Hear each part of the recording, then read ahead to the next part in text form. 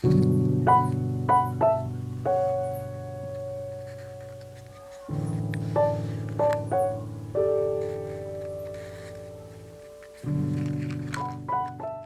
is good, YouTube family? Welcome back to Creativity with Purpose, where we create with purpose on purpose. My name is Bilani Mdaga, and I am so glad to have you here.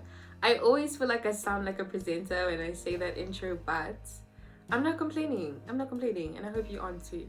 But anyways, yeah, as you can already tell by the title of this video, we have a little chilled video today where you guys get to know me a little bit more as I answered 25 questions that I got from Pinterest because I didn't have time to do a Q&A on Instagram. And let's just be honest, sometimes you guys don't be answering and it's like, you saw me say please ask questions and you didn't ask, and it's like, but it's okay, I still love you nonetheless. And I get it, sometimes I don't actually get it. Let me not lie, I don't get it. Please engage with our content, guys. When your favorite creators actually put the time out, or put the time in rather, to like try involve you guys and try like make it more engaging as they create content. Like, I feel like it's really like the only gift that we would literally ask for is for you to just engage. Like, that's all. Siyanicela, we are begging you guys at this point, because I feel like, especially with Instagram lately, Instagram is such an app that is, I think, I don't know, I don't know what's up with the algorithm, because I feel like it's more of like, if I compare Instagram with TikTok, I feel like the TikTok algorithm, however you want to pronounce that, is more friendly than the Instagram one. So I just feel like it's really hard as a content creator when you put like the work in and then you don't really necessarily get the reaction or the engagement that you hoped you would. Some of us, like, I'll speak for myself, for example. We're going to get into what this video is about, we're going to get into the questions, but I just wanted to say, as I speak for myself and other content creators, the fact that sometimes I feel like it gets a bit draining, and like you kind of hesitate to ask questions to your audience because it's like people won't really answer, you know what I'm saying? And it doesn't take a lot, guys. It's just a simple answer, it's just a simple comment, it's a simple like, you know what I'm saying? Because at the end of the day, you follow those people because you like their content, right? So I don't think it's too much to ask for. Just to engage, and as well as content creators out there, if you want people to engage with your content, make sure that you're also engaging with other people's content. And that's what I always make sure that I'm doing. I'm always engaging, I'm always commenting, I'm always liking, I'm always sharing, reposting. And because I understand how that pushes someone's work, how that pushes someone's page. And yeah, I just wanted to say, guys, we really appreciate that. But yeah, I digress. Like I said, these are 25 questions that I got from Pinterest. I have my little energy drink here because a girl needs energy. And yeah, I love my Stanley dupe, absolutely gorgeous. Shout out to my mommy. But anyways, yeah, guys, without any further ado, let's get straight into this video. First question is, first of all, and the reason why I wanted to do this is because I realized that the channel is growing, and so I wanted to do a little get to know me, but like in a different way than like the regular get to know me. So yeah, that's why I wanted to answer these 25 questions with you guys. Pinterest says it's deep questions. I don't really think it's deep question. Maybe it is, I don't know. But the first question is, what is something you've changed your mind about recently? And also, I just briefly looked at these questions last night, so I'm also just answering them with you guys because I wanted to feel more real, in real time. So something I've changed my mind about recently is, let's see, I think I've changed my mind about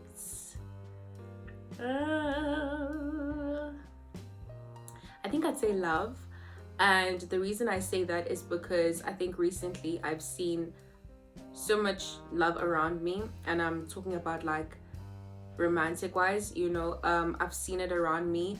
And I feel like, and there's something I saw yesterday that was speaking about how if you're constantly feeding yourself with toxic mindsets, then that's eventually going to be the way that you view things.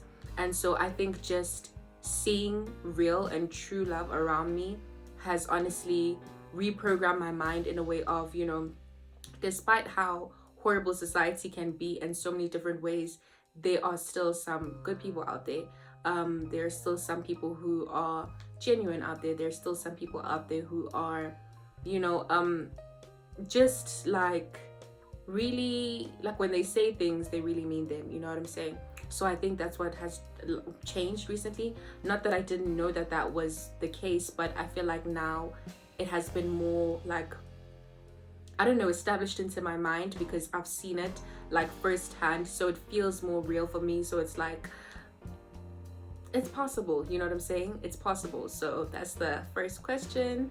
The second one is, how do you, and I have my phone in my lap, by the way, how do you find meaning in your life? I find meaning in my life through my relationship with God. My identity comes from Him. My confidence comes from Him. So once, like, I'm rooted in Him, and as I get more rooted in Him, then yeah, that's where I find my meaning in life. That's where I find purpose. You know what I'm saying? So yeah, little break.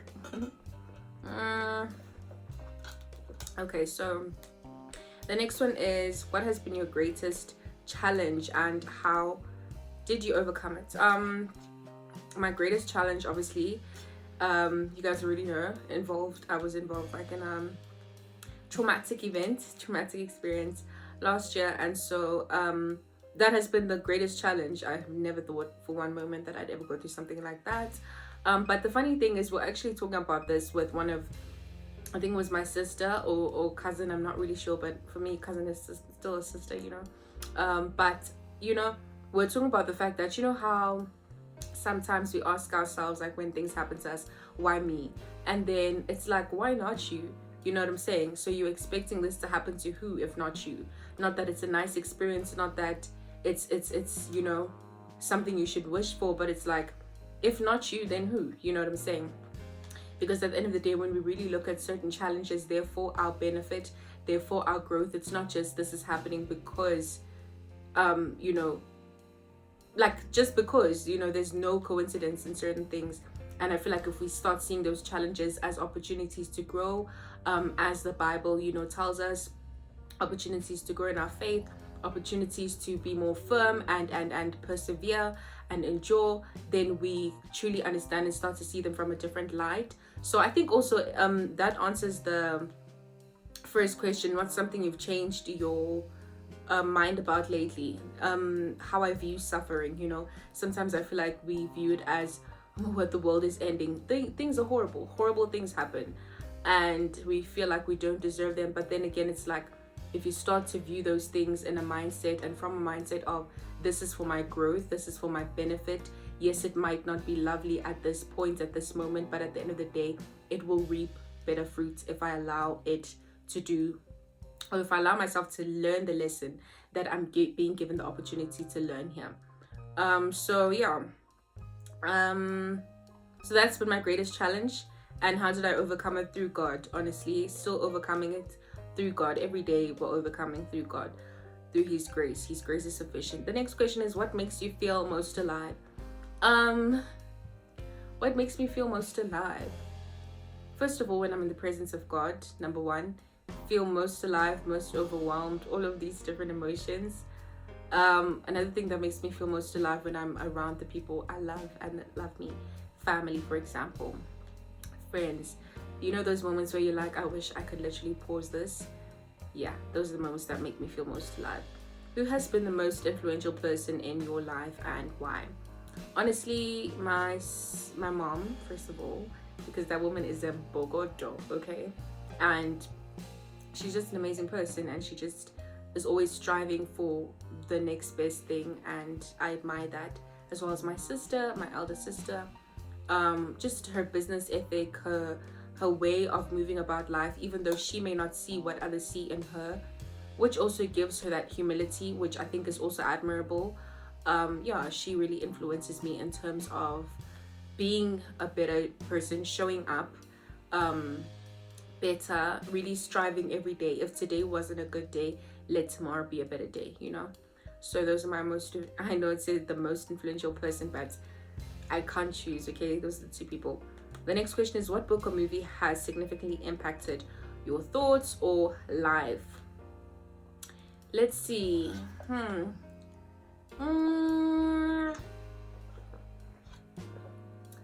books, the Bible, period. The Bible has influenced my and significantly impacted. Woo, Singisi has significantly impacted my thoughts and my life. The Bible has definitely done that. Yeah, that's such a simple answer. Movie wise, I can't say. I'm not a movie person like that, to be quite honest. And this is like a Nollywood movie, Nigerian movie. So, yeah, the next question is, what's one thing you wish you could change about the world? I just wish people were more kind to each other, you know? If we knew half of the things that each and every single one of us were going through, I feel like would be kinder, would be softer, would be gentler, would be more compassionate, understanding. So I'd wish everybody would be kind. More kind. Next question is, how do you deal with uncertainty or stress? I pray. That's just it. I pray. I talk to God about it, and that's all. I pray, and then I talk to other people that God has blessed me with around my circle, who I trust, who I can open up to. But prayer is number one. The next question is, because if you look at it as well, life is uncertain, but when you have God, you know that all things are going to work together for the good of those who love the Lord and have been called according to his purpose. What's even the bad things, they will work for your good when you are with God. What's a memory that has shaped who you are today? Let's see. I don't know. I don't really think there's one particular memory, to be quite honest. So I can't answer this question. Okay, I have to. Maybe let's say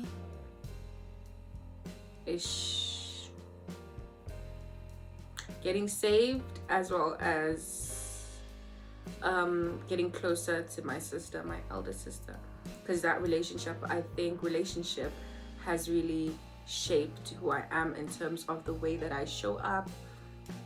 And just being closer to her has really opened my eyes to a lot of things in life. And just it's amazing not having to do this life thing alone and having that best friend. What does success mean to you? Success means fulfilling my God-given purpose. Next is, what's a belief you hold with which many people disagree?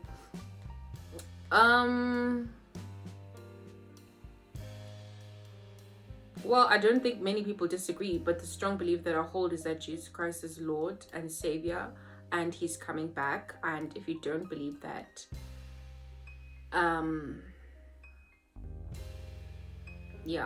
bombastic side eye. I'm joking. I'm not judging you, but like, if you don't believe that, ask me and I'll tell you about how true it is, so we can have a conversation about it, and I'll open your eyes, blow your mind. But for real though, how do you define happiness? Happiness to me is just like, what can I say? I don't want to answer with a shallow answer. Happiness to me is, what is happiness to me? I don't even know. I don't think I really know how to define happiness. I know how to define joy though, which is the fruit of the spirit, but I don't really know, is that the same thing as happiness? Comment down below. I don't know, guys. The next question is, what's something you are deeply passionate about? My YouTube channel, creating content, God,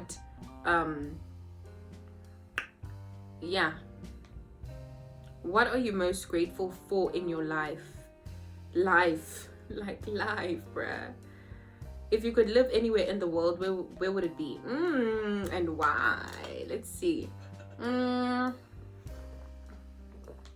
I'll go to Nigeria. I'm joking, but I don't want to go to Nigeria. You people should take me to Nigeria.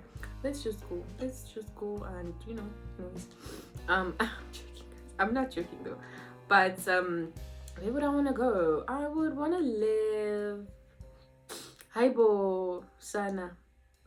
Crazy enough, I've never been a person who's thought of traveling like that, but I feel like it's always been in the back of my mind somehow, somewhere. I need some deeper thought for that. Angas, and I don't know how I feel about overseas. I don't know. What's the most important lesson you've learned in the last year? Obviously, life is valuable and that, life is fragile. And then next, what's something you're looking forward to in the future? Just to see God's plan unfold in my life, His purposes unfold, the woman that He wants me to become, the woman that I'm becoming. I'm just excited. I'm just so excited. I'm excited. What does a perfect day look like to you? Okay. Wake up, pray, spend some time with God, like significant time, not just like 5 minutes, but like significant amount of time, and then have a cup of coffee, and then get some movement of the body, because they say it's important, apparently, not because I want to, but because it's important, so they say. And then also, I apologize if the light changes. You already know the drill. Cannot do anything about it, but have to take me as I am. What else would I do? I think, sorry for the smacking, some probably find annoying, but maybe go for a picnic, just be outside, and then maybe later on dinner with loved ones, and then I don't know, just a slow, mindful day, spent with loved ones. I think that would be ideal, whatever that looks like. What's something you're looking forward to in the future? I already answered that. What are your biggest fears or concerns about the future? I don't have fears. I don't have concerns, because I know God is in control. Even when I have those thoughts of fears and concerns, I kind of just correct myself quickly. How do you like to spend your free time? Ngithanda ukwenza into ene-art, ngithanda ukwenza izinto creative nje. What's something you've always wanted to learn or do but haven't yet? To do like things got to do with beauty, whether it's hair, whether it's makeup, izinto ezinjalo nje. I just feel like it's an important skill as a lady. What's something you've always wanted to learn? Okay, I've already said that. How do you approach conflicts or disagreements? Son, I just cry. Like, once I'm finished crying, once I'm done being in my feelings, what's next, Okay, I cry and then I pray and then I get over it. But I must cry first though. Crying is important. One person once said that when you cry, you are basically getting a clearer vision of life. Once those tears fall from your eyes, you're getting a clearer vision than before. So crying is important. So anybody who told you that crying is a weakness, they are lying to you, and you must tell them that they're you know what? They better go and argue with the wardrobe or something, because that's not true. What's a tradition or ritual that is important to you? I don't have one. What's the best piece of advice you've ever received? I don't. It's so proper that I don't even want to say it, but it was something along the lines of close your eyes, imagine yourself how many years from now. I don't remember how many years from now. And basically, I think what it did for me was really put into perspective what is important today and what is not important. Do you understand? Some of the things that we worry about, they are not necessarily things worth worrying about, because it's like, will this matter in 5 years? Will this matter in 10 years? No, it will not. So why are we worrying about it? Exactly. Thank you. What's the best piece? Okay, I just said that. And the last question is, how do you handle failure or disappointment? First of all, I don't believe there's such a thing as failure. I believe there's redirection. I believe there's rerouting, but I don't believe there's such a thing as failure, because I feel like God is also a God of second chances. So if you feel like this one thing you did not do the way you're supposed to do it, there is grace for that. That's not to say misuse grace. That's not to say take advantage of grace, because that's not good. But I'm saying that it's so wonderful, and what I've seen of God is the fact that even those things which you thought you would never get a chance again, he gives you that grace. He gives you another opportunity to be obedient, So I feel like there's no such thing as failure. There's redirection, there's rerouting, there's okay, let's take this path, but there's never really I'm a failure, and you're not a failure in Jesus' name. Stop. Also, let me say something. You people should be careful of the words that you use on yourselves. Sometimes I'll scroll on social media, and some of these things that you people be saying to yourselves, it's like, kilo shele, and that means what's wrong, like what's happening, you know? And it's like, be careful with the way that you're speaking to yourself. Speak life into yourself, encourage yourself, you know, stop speaking such negativity and curses and death. Some people have cursed themselves so much and they don't even know because they do it all in the name of joke. It's a joke, okay? You will laugh your way into curses. Stop cursing yourself. Be careful of the words that are coming out of your mouth. It's important. In the tongue lies the power of, what is it, life and death, right? So stop cursing yourself. This is a small thing. The tongue is a small thing, but its damage is humongous. So stop cursing yourself now. Anyways, thank you guys so much. Hey God, you are so good. The Lord is good. The Lord is good. Anyways, guys, thank you so much for watching this video. I hope you enjoyed it. I hope you got to know me a little bit more. Thank you so much for my new subscribers. Most importantly, God loves you.